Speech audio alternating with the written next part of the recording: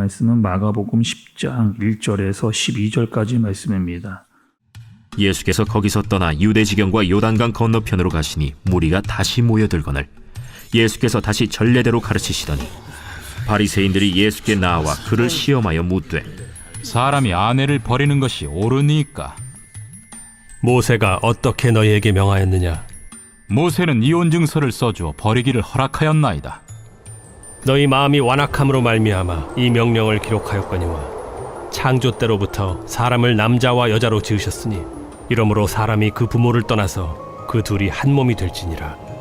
이러한즉 이제 둘이 아니요 한 몸이니 그러므로 하나님이 짝지어 주신 것을 사람이 나누지 못할지니라 하시더라.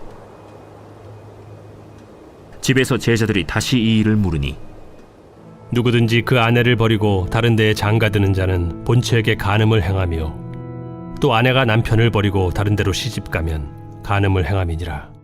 아멘. 오늘 말씀은 여러분 조금 조심스럽기도 하고 또 예민한 또 문제이기도 합니다. 이혼에 관한 이야기를 다루고 있기 때문에 그렇습니다.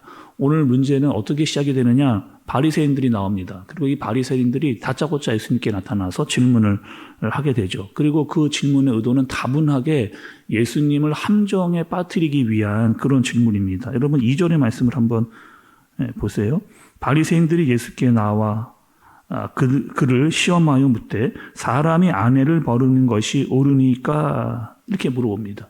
여러분 지금 뭐 아무런 상황도 없고 맥락도 없는데 갑자기 튀어나와가지고 예수님 앞에 아니 그 사람이 아내를 버리는 것이 맞습니까? 이렇게 좀 물어보는 거거든요. 이 질문을 왜 여러분 갑자기 이렇게 하냐는 거죠. 또 지금 이 상황은요 어떻게 대답을 해도 지금 문제가 되는 그런 상황입니다. 만약에 예수님께서 이혼해라 라고 한다면은 아니 예수님이 어떻게 이런 말을 이렇게 쉽게 하실 수가 있는가 이렇게 걸고 넘어질 수 있죠. 하나님도 그렇게 하지 말라고 했는데 저 예수라고 하는 작자가 이혼하라고 하더라 이렇게 이야기하고 다닐 수 있는 겁니다. 이게 진짜 맞는 것이냐 이렇게 접근할 수가 있겠죠. 그럼 이혼하지 말라라고 이야기하면 이것도 문제가 그 당시로서는 될 수 있는 상황입니다. 왜요? 그 당시에 왕이었던 헤롯이 이혼을 했던 그런 상황이었거든요. 자기의 동생인 아내를 빼앗아서 결혼을 한 그런 상태였습니다. 그리고 세례 요한이 이 일로 말미암아 목배임을 당하는 죽임을 당하는 그런 일을 당했단 말이죠. 그러니까 예수님이 만약에 이혼해라라고 하면 잘됐다. 세례 요한 같이 예수도 덫에 걸리게 죽여버리는 그런 일을 하게 하자라고 그렇게 그러니까 이혼을 하라고 해도 문제고 하지 말라고 해도 문제가 되어지는 그런 상황에 놓여지게 된 그런 상태입니다. 또 여러분 모세의 율법이 이렇게 기록이 되어져 있어요. 신명기 24장 1절을 보면 여러분 한번 좀 들어보시기 바랍니다. 사람이 아내를 맞이하여 데려온 후에 그에게 수치되는 일이 있음을 발견하고 그를 기뻐하지 아니하면 이혼 증서를 써서 그의 손에 주고 그를 자기 집에서 내보낼 것이요. 이렇게 얘기했습니다. 그러니까 아내가 부정한 일을 하면은 이혼할 수 있다라고 신명기에 그리고 모세가 우리에게 그렇게 가르쳐 줬다. 이렇게 이야기를 하는 겁니다. 그러니까 마치 율법이 이혼을 인정하는 것처럼 이렇게 이야기를 하는 거죠. 그러니까 지금 어떻게 해서든지 문제를 만들어내려고 하는 그들의 의도를 다분하게 볼 수가 있는 겁니다. 이래도 문제, 저래도 문제. 그런데 예수님께서 그들의 마음을 정확하게, 그들이 예수님을 시험하려고 하는 그 완악한 마음을 정확하게 읽어내시는 거예요. 여러분 5절의 말씀을 또 보시면 5절에 예수께서 그들에게 이르시되 너희 마음이 완악함으로 말미암아 이 명령을 기록하였거니와 이렇게 이야기합니다. 여러분 그 신명기의 말씀 여러분 어떤 의도예요?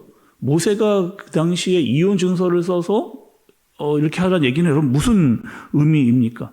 그 당시의 말씀 여러분 이런 거거든요. 그 법이 남자들을 위한 법이 아니었습니다. 여자들을 위한 그런 법이었거든요. 당시에 이스라엘 사람들은 여자들을 함부로 대했습니다. 그러니까 이런 거죠. 어떻게 되느냐? 여자가 좀 음식을 못한다? 그럼 마음에 안 들어요. 그리고 또 집 청소를 안 해. 굉장히 더럽습니다. 또 옷도 잘 입지를 못해요. 센스가 없어. 그러면 함부로 여자들을 버리는, 그러니까 트집을 잡아가지고 어떻게든지 이혼하려고 하는, 이혼 증서만 주면 헤어질 수 있는 그렇게 이해를 했던 거죠. 그러니 모세는 그 당시에 이렇게 이야기한 겁니다. 함부로 여자를 버리지 않도록 함부로 버리지 않도록 이혼 증서를 써서 그 여자들을 보호해 주어라 라고 하는 의도로 그들에게 알려준 것인데 반대로 이용을 한 거죠. 사람들이 어떻게 얼마든지 우리는 이혼 증서를 주면 여자를 버릴 수 있다. 이렇게 지금 접근을 하고 있는 겁니다. 그러니까 남자들이 이렇게 생각을 한 거예요. 자기의 욕심을 정당화시켜서 이혼 증서를 그렇게 사용을 했던 겁니다. 그리고 이 문제를 가지고 지금 예수님께 들이대고 있는 거죠. 예수님은 그런 자들에게 어떻게 대응을 하시는 거예요? 이렇게 묻는 겁니다. 진짜 너희들이 율법의 의미를 아냐는 거예요. 정말 너희들이 하나님이 말씀하신 의도를 정확히 알고 나에게 이야기를 하는 것이냐. 이렇게 지금 묻는 것입니다. 여러분, 그 율법의 정신이 뭐예요? 율법의 정신은요, 사랑입니다. 정신이 사랑이에요. 근데 율법이 사랑을 깨는 쪽으로 가지를 않는 거죠. 하나님께서 남자와 여자를 만드셨어요. 서로 사랑하라고 그렇게 만들어 놓으신 겁니다. 그런데 영적으로나 육적으로나 하나가 되셨는데 그것을 깨는 쪽으로 가지를 않는다는 거죠. 한 몸 되게 했는데 이것을 깨는 쪽으로 말씀하시지 않는다. 함부로 나눌 수 없다.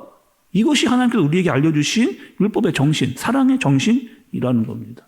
또 여러분 11절과 12절의 말씀을 한 번 더 보세요. 11절과 12절입니다.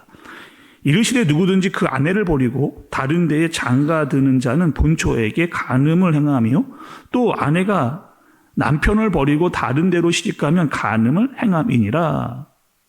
여러분 우리가 들으면은 이해될 수 있는 이야기잖아요. 근데 이 당시에 이 말은요 굉장히 센세이션한 그런 말입니다. 그리고 그 당시에는 있을 수 없는 그런 이야기예요. 왜요? 그 당시에 아까 말씀드렸던 대로 어떻게 하는 거예요?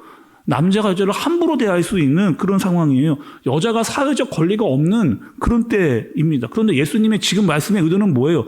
남자나 여자나 다 똑같다는 거예요. 평등을 이야기를 하시는 겁니다. 남자든 여자든 다른 사람과 결혼하기 위해서 이혼하는 것은 잘못된 것이다. 그 둘 다 가늠한 것이고 인간의 완악함이다. 이렇게 남자와 여자를 동일시해서 이야기를 해주시는. 그러니까 남자와 여자가 동일하다라고 하는 것을 알려주시니. 그러니 너희가 서로가 잘 해야 된다라고 하는 말씀을 예수님께서 해주시는 거죠. 무조건 남자가 잘했고 여자가 잘못했다라고 하는 접근이 아니라는 겁니다. 특별히 부부 사이에서는 그럴 수 없다라고 하는 사실을 예수님께서 이야기를 해주시는 거죠.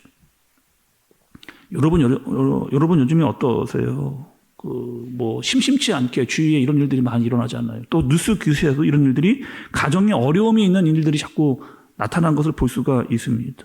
사실 다른 집에 있는 가정의 문제 굉장히 말하기 조심스러운 그런 문제이고 예민한 문제이죠. 그리고 그들 부부들만 알 수 있는 그런 문제입니다. 그래서 함부로 말할 수는 없죠.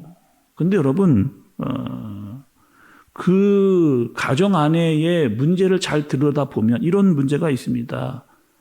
자기 욕심에 대한 문제가 있는 거죠. 남편이나 아내나 자기의 주장만을 이해하고 내 입장만을 이야기할 때 내 말대로 하지 않을 때 어려움이 생기게 되는 거죠. 내 뜻대로 하지 않는다. 내 요구를 들어주지 않는다. 자기중심적으로 될 때 문제가 생겨나기 마련입니다.